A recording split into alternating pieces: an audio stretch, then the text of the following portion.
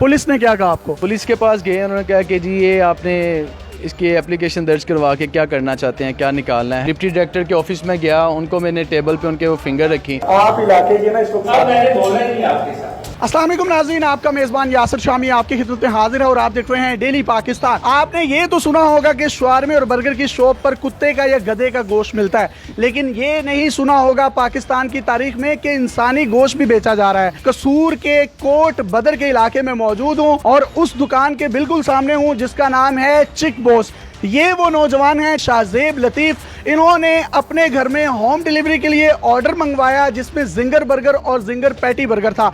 जब इन्होंने ginger patty burger खाया तो इनके मुंह में एक सख्त चीज आई जिसको इन्होंने निकाल कर देखा तो आप अपनी स्क्रीन पर भी देख सकते हैं, वो इंसानी उंगली का पोटा था, आधा हिस्सा था जिसके साथ नाखून भी था। उसके बाद इन्होंने दुकान के मालिक को कॉल की और दुकान उसके बावजूद भी रोजाना यहाँ पर खुलती है। फूड अथॉरिटी वालों ने इनसे राब्ता किया, ट्रांजिट के लिए उस गोश्त के लोथड़े को वहां से ले गए और 3 घंटे के बाद इनके हवाले कर दिया। जिसके बाद थाना सिटी ए डिवीजन के SHO साहब के पास ये दरखास्त लेकर गए। SHO साहब का कहना था कि आपने इस दरखास्त में से अब क्या निकालना है, ये क्या निकालना था या क्या नहीं निकालना था, इसका फैसला तो पुलिस के आला हुकाम ही कर सकते हैं। कि SHO का काम है कि वो उसकी मुकम्मल तौर पर इन्वेस्टिगेशन करता, इनको इंसाफ के पूरे तकाजे फराहम किए जाते। वो न जाने शख्स किस माँ का बेटा है, किस बाप की औलाद है जिसको काट कर गोश्त की सूरत में खिलाया जा रहा है। आप मुझे बताइएगा, आपने किस दिन ये बर्गर ऑर्डर किया था?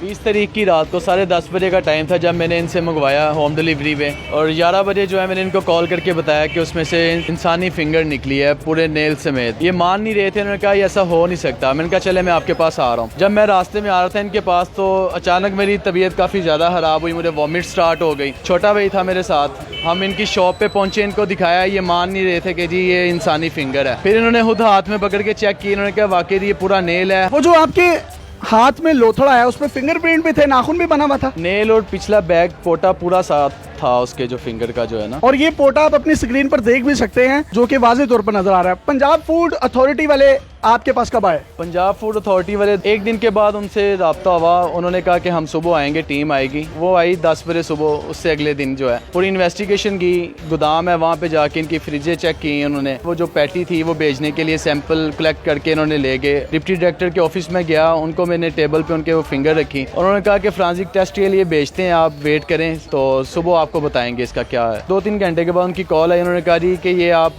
SHO साहब को पुलिस स्टेशन में इसको दें, वो ही करेंगे जो भी करना है। उन्होंने कहा हमारा जो काम था वो पेटी कलेक्ट कर लिए, हम सैंपल के लिए वो भेजेंगे, ये बाकी काम जो है पुलिस का वो। पुलिस ने क्या कहा आपको? पुलिस के पास गए, उन्होंने कहा कि जी ये आपने इसकी एप्लीकेशन दर्ज करवा के क्या करना चाहते हैं, क्या निकालना है। खैर उन्होंने एप्लीकेशन तो मेरी एक्सेप्ट कर ली, तो उन्होंने कहा अब इसको फोरेंसिक टेस्ट के लिए भेजते हैं, 2 दिन के बाद आपको इसका रिजल्ट बताएंगे। ये बात आपको किसने की कि एप्लीकेशन में से आपने क्या निकालना है? ये तो पुलिस का काम है। हाँ जी, SHO साहब ने। क्या नाम है? नाम ले उनका। वहीद आरफ नाम है उनका।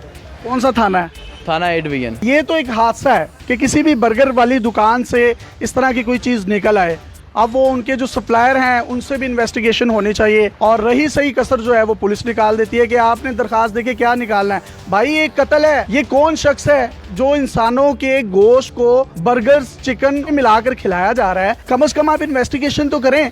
यहाँ पर बेशुमार कसूर के लोग हैं जो ये खाते हैं, इफ्तार के बाद भी लोग खाते हैं, फैमिलीज आते हैं, छोटे छोटे बच्चे खाते हैं, उनकी जिंदगियों का मसला है। और इन्होंने जिस तरीके से बताया, वो खाने के बाद मुझे वॉमिटिंग हुई, उल्टी हुई और इनको लेके जाया गया DHQ हॉस्पिटल में। अब मुतल्लिका थानेदार का क्या इस बारे में मौकिफ है, ये से भी जानेंगे और कोशिश करेंगे कि चिक बॉस के जो मालिक हैं उनका भी मौकिफ लें।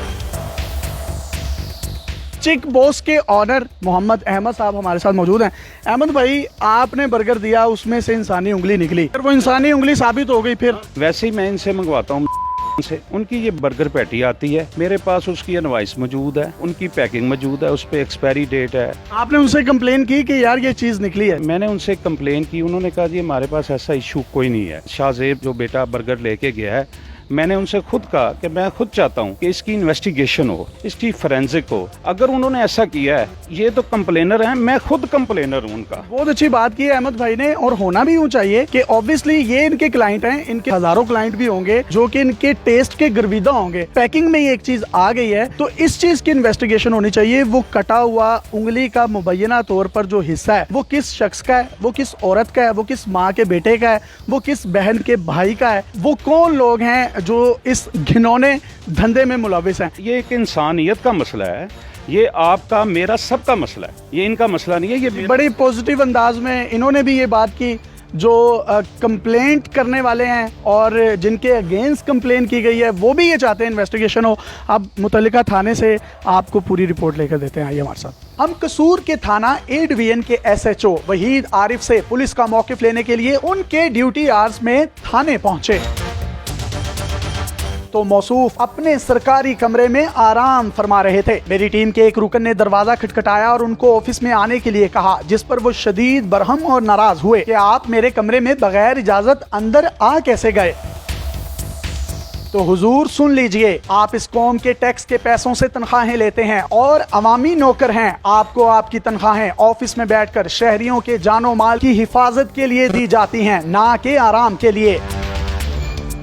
पुलिस स्टेशन और थाना जात अवामी मुकामात हैं, यहाँ जो चाहे जब चाहे 24 घंटों में से किसी भी वक्त आ सकता है, क्योंकि क्राइम का कोई वक्त नहीं होता, ये 24 घंटे होता है, लिहाजा इंसाफ भी 24 घंटे होना चाहिए। SHO साहब के मौक़िफ़ ना देने के बहाने सुनकर हमने खुफिया रिकॉर्डिंग शुरू की, जिसमें SHO साहब अवाम की खिदमत की बजाय अफसरान की TC में मुलव्विस पाए गए और मौसूफ फोन पर किसी को कह रहे हैं कि SP साहब का फेयरवेल है तो फूलों का गुलदस्ता भेज दें। नहीं सर होएगा ना, वो उन्होंने फेयरवेल देनी है SP साहब को। सर मैं आपको ना सर की सारी बात बता दूंगा, आप पहले वो मेरे PR से बात करें। SHO साहब अपने SP को फूलों का गुलदस्ता जरूर दें और अपनी नौकरी जरूर पक्की करें, लेकिन आपकी असल नौकरी आवाम की खिदमत है। साहिल ने आपको कहा कि बर्गर में से इंसानी उंगली निकली है, लेकिन आपने बजाय तफ्तीश के ये कह दिया कि अब क्या हो सकता है, एप्लीकेशन में से क्या निकालना है। यानी कोई इंसानी गोश्त बेचे खरीदे, आपको इससे कोई फर्क नहीं पड़ता। 20 अप्रैल 2020 को SHO वहीद आरिफ साहब को एप्लीकेशन दी गई। पूरा एक हफ्ता गुजरने के बावजूद भी आप फ्रांजिक ना करवा सके। अगर करवाया भी है तो मौक़िफ़ देने से क्यों घबरा रहे हैं। चलें आपकी ही सुन लेते हैं, आपके DPO ऑफिस के PRO से ही बात कर लेते हैं। उनको 2 से 3 कॉल्स की गई, लेकिन DPO ऑफिस के PRO ने भी कॉल्स रिसीव नहीं की। अब या तो पंजाब पुलिस के इस काबिल अफसर ने फ्रांजिक के लिए उंगली को भेजा ही नहीं, अगर भेजा है तो उसका मौक़िफ़ देने से क्यों कतरा रहा है। जब एक चीज की फ्रांजिक ही नहीं हुई तो आप या मैं कैसे उसमें पार्टी बन सकते हैं। हमारा काम न्यूट्रल होकर देखना चाहिए, जो मैरिट है वो मैरिट। आप इलाके के ना इस वक्त मैंने बोला नहीं आपके साथ। SHO साहब को मैंने ये भी बावर करवाने की कोशिश की कि यहाँ पर बच्चे और फैमिलीज भी आती हैं जो बर्गर खाते होंगे। क्या इंसानी जिंदगियों के साथ खेला जा सकता है। वो उंगली जिस भी शख्स की है, क्या वो किसी का बाप भाई बेटा नहीं, वो किसी का लख्ते जिगर नहीं।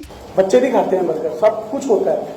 क्या आइडेंटिफिकेशन नहीं होनी चाहिए इस चीज की कि कौन बंदा है, वो किस माँ का बेटा है, वो किस भाई की बेटी है या लड़की है या लड़का है, मुबैना तौर पर जो भी उंगली है जिसको भी आप दामने हाथ भी कह रहे हैं, इन्वेस्टिगेशन ही होनी चाहिए। SHO साहब, आप मौक़िफ़ PRO की इजाजत के बगैर नहीं देंगे। हमारा आपसे एक सवाल ये है कि साहिल जब आपके पास एप्लीकेशन देने आया कि बर्गर में से उंगली निकली है, तो क्या आपने ये भी DPO ऑफिस के PRO से पूछकर उससे कहा कि अब एप्लीकेशन देकर क्या करना है, जो होना था हो गया। कई सवालात जन्म ले रहे हैं। ये मुबैना उंगली इंसानी जिस्म की है या नहीं, इसका फैसला तो बाद में होगा, लेकिन पुलिस इस संगीन इशू को लेकर कितनी सीरियस है, इसका अंदाजा आप SHO थाना ए डिवीजन वहीद आरिफ की गुफ्तगू से लगा सकते हैं। आपने अपने PRO से पूछ के ही सारा कुछ करना है ना, हमें स्टांस देना है। क्या आपने इनको ये बात अपने PRO से पूछ कर की है कि यार तुसी थाने एप्लीकेशन जो की करना है, मैंने कही है या नहीं कही है, उसके लिए अलग मेरा DPO ऑफिस में होता है। अगर इनको मेरे रवैये के साथ शिकायत है तो जाके समझेंगे। तो अब वो फ्रांजिक का क्या बना 20 तारीख से अब तक, वो सारा पैसा जो आपको बताना पड़ेगा, आपको बताना चाहिए। नहीं बताएंगे। SOP है सर, मैं नहीं बता सकता। बहुत शुक्रिया सर। थाना 8 VN कसूर में मैं मौजूद हूँ। SHO साहब से हमने बात करने की कोशिश की तो उनका ये कहना था कि अफसरान या DPO ऑफिस के जो मुतल्लिका लोग हैं, PRO जो हैं, वो हमें इंस्ट्रक्शंस देंगे तो हम मीडिया पर बात करेंगे। हमने उनको 2 दफ़ा कॉल की, उन्होंने भी कॉल पिक नहीं की। SHO साहब ने आपको क्या कहा था? जी, जब हम एप्लीकेशन देने के लिए अंदर आए तो उन्होंने यही कहा था कि आपने अब एप्लीकेशन देख के क्या करना है। पुलिस का काम शहरियों की जान और माल की हिफाजत करना है, लेकिन मेरे बार बार इसरार पर भी उन्होंने बात करना गवारा ना की, बजाय इसके कि आप उसकी इन्वेस्टिगेशन करें कि वो उंगली निकली कहाँ से है, वो है किस इंसान की, वो मर्डर किसका हुआ है। आप उल्टा साहिल को कह रहे हैं कि तुसी एप्लीकेशन दे के क्या करना है। तो फिर मेरा ख्याल है ये वज़ीर आला पंजाब साहब की इतनी बड़ी फोटो लगी है, शायद IG पंजाब भी हैं, ये थानों को बंद कर दें और कोई पंचायती सिस्टम होना चाहिए जिसमें लोग किसी के सामने जाकर अपनी रुदात बयान कर सकें और वो अच्छे तरीके से उसको सुन भी सकें। इनाम गनी साहब, उनसे भी हमारी दरख्वास्त है कि पुलिस के रवैये के लिए खास तौर पर जो कुछ आप कर सकते हैं वो लाजमी करें। उनको भी टैक्स किया गया तो उनका यही रिप्लाई था 8787 पर आप पुलिस के खिलाफ कंप्लेन कर दें। मीडिया कंप्लेन करने के लिए नहीं, मौकिफ लेने के लिए होता है। जब मीडिया अंदर आके थानेदार से बात करता है तो थानेदार कहता है कि जब तक मेरा अफसर नहीं कहेगा मैं बात नहीं करूंगा। और मेरा ये सवाल है कि क्या उन्होंने अपने अफसर से पूछकर इनसे ये कहा कि आपने एप्लीकेशन में से क्या निकालना है? ये भी कुछ सवालिया निशान है।